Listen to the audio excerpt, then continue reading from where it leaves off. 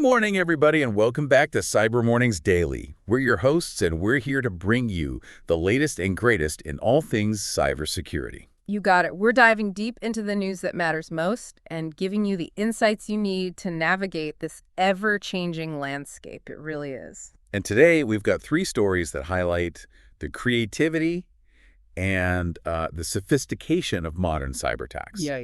So first up, we're talking about a hacking group known as Silk Typhoon. Yeah. Who has been busy making some strategic changes. Yeah, this group's been on our radar for a while, and their recent shift in tactics is quite fascinating. You see, they've traditionally targeted organizations directly, but now it seems they're taking a more subtle approach. Okay. They're hitting IT providers to gain access to their downstream customers. It's like poisoning the well instead of going after individual drinks. Exactly. Clever, but unsettling. Yeah, by compromising IT providers, they can potentially infiltrate the networks of numerous organizations without raising as much suspicion. Talk about expanding your reach. Right. And it sounds like they're getting even stealthier with ditching their old tools, malware, and web shells in favor of exploiting vulnerabilities in cloud applications. That's right. They're going where the data is, and that's increasingly in the cloud. And what's particularly concerning is that they're exploiting these vulnerabilities, stealing data, and then covering their tracks by clearing the logs. So it's like they're breaking in, taking what they want, and then erasing their fingerprints. Yeah. That makes it even harder to detect and respond to these attacks. Absolutely. And this shift towards cloud exploitation underscores the growing importance of robust cloud security measures. It's a reminder that we can't just focus on protecting our own systems. We need to be aware of the security practices of our IT providers as well, because their vulnerabilities can easily become ours. Okay, so they're going after IT providers. Yeah. But what kind of vulnerabilities are we talking about? Can you give us some concrete examples? Well, we know Silk Typhoon has been exploiting flaws in a number of popular platforms like the Avanti Pulse Connect VPN Palo Alto networks, Global Protect, and Citrix NetScaler. These are names that a lot of our listeners will recognize, big players in the cybersecurity world, and to think that even these systems have vulnerabilities that can be exploited. And what makes it even more challenging is that these are often zero-day exploits, meaning Silk Typhoon is finding and exploiting these vulnerabilities before patches are even available. Okay, now that's scary. It's like they're playing with cheat codes. In a way, yes, and it highlights the crucial need for organizations to stay informed about emerging threats and be proactive about applying security updates as soon as they're released. Even a small delay can leave you vulnerable. That's a great point. You can't just set it and forget it when it comes to cybersecurity. You need to stay vigilant.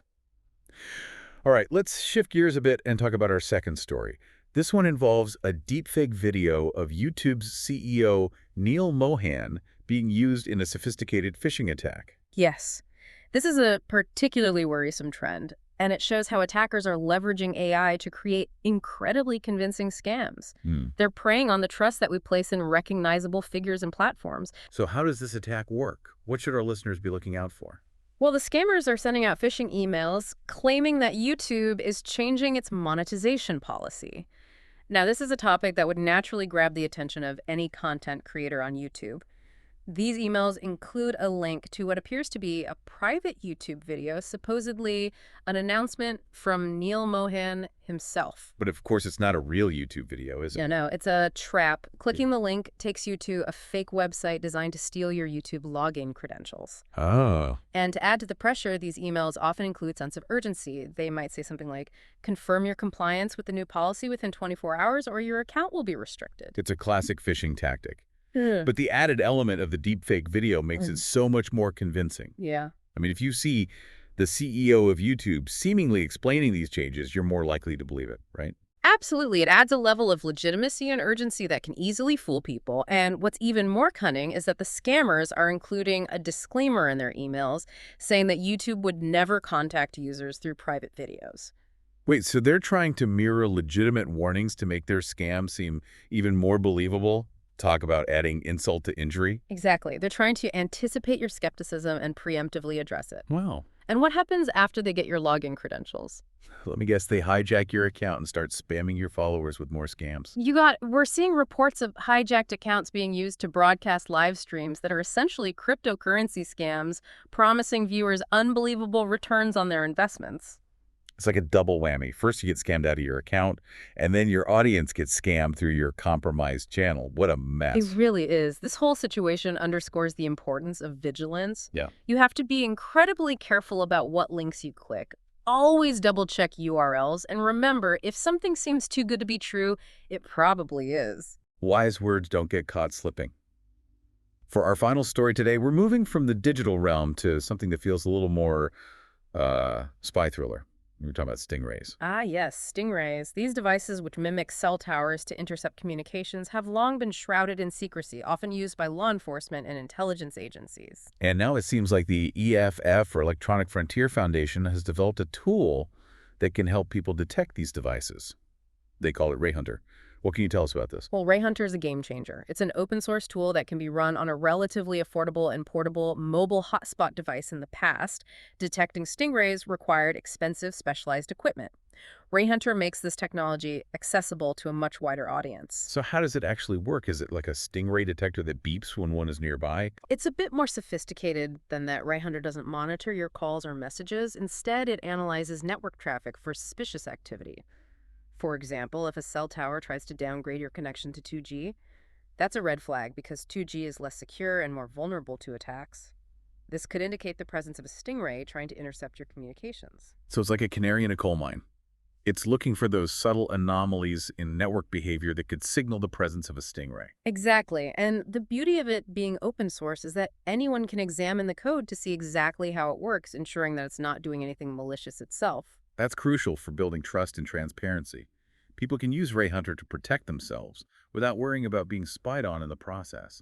This tool has the potential to empower individuals and help researchers map the deployment of stingrays, holding those using them accountable. That's exactly right. And that wraps up our third story for today. We've gone from state-sponsored hackers exploiting supply chains to AI-powered phishing attacks, and now to a tool that can help detect surveillance devices. It's a lot to take in. It feels like the cybersecurity landscape is constantly evolving and becoming more complex. That's certainly true, but don't let it overwhelm you. The key is to stay informed and adaptable. The more you understand these threats, the better equipped you are to protect yourself. Well said. Stay tuned, because when we come back, we'll be discussing the implications of these trends and what you can do to stay ahead of the curve. Sounds good. All right, see you in a bit. Welcome back, everybody. As promised, we're going to dig a little deeper into the implications of these stories and what they mean for you. You know, one thing that really stands out to me is how sophisticated these attacks are becoming. We're not talking about your run-of-the-mill phishing emails anymore.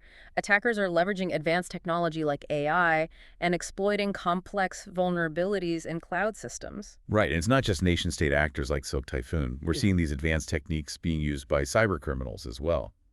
It's a reminder that everyone is a potential target, and we all need to be taking cybersecurity seriously. Absolutely, and I think this raises a really important point. It's not just about installing an antivirus and calling it a day. Cybersecurity is an ongoing process. It's about staying informed about the evolving threat landscape and adapting your practices accordingly. So what can our listeners do to stay ahead of the curve? Any practical tips? Well, for starters, be cautious about the links you click. Always double-check URLs to make sure they're legitimate. And if something seems too good to be true, it probably is. That goes for those amazing deals you see online and those emails promising instant riches.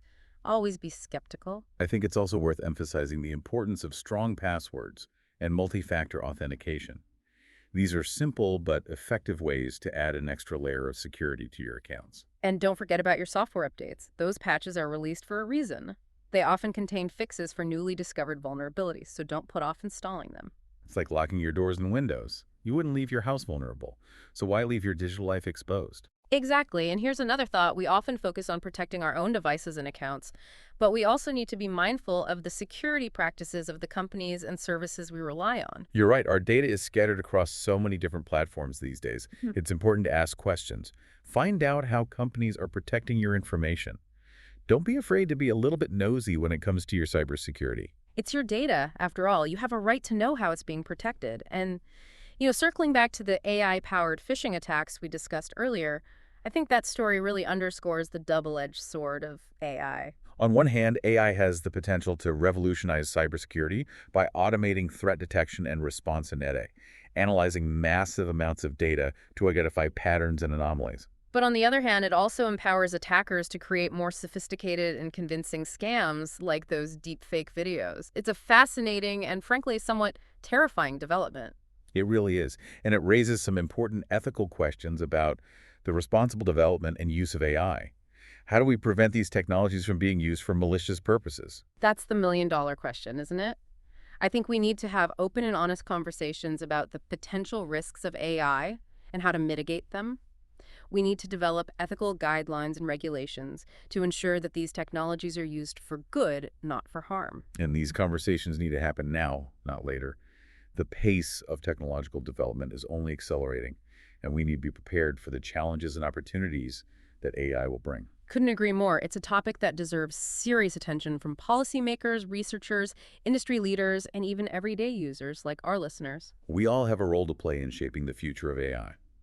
Okay, we've covered a lot of ground this morning, from supply chain attacks and AI-powered phishing to Stingray detection and the ethical implications of AI. It's clear that the cybersecurity landscape is constantly evolving. But as we've discussed, knowledge is power. The more we understand these threats, the better equipped we are to protect ourselves. Stay informed, stay vigilant, and stay curious. And speaking of staying curious, we've got one final thought to leave you with before we wrap up today's deep dive. You know what's really fascinating to me is how cybersecurity is no longer just about protecting computers and networks. It's intertwined with so many other aspects of our lives. Oh, absolutely. We're talking about the intersection of technology, law, ethics, psychology, even geopolitics. It's a truly multidisciplinary field. It really is, and I think that's what makes it so compelling. It's not just about bits and bytes. It's about understanding human behavior, societal trends, and the global forces that are shaping the digital world. Right, exactly. And it's about recognizing that technology is never neutral. It can be used for good or for bad, and it's up to us to shape how it's used. Take that story about the EFF's new Stingray detection tool, for example.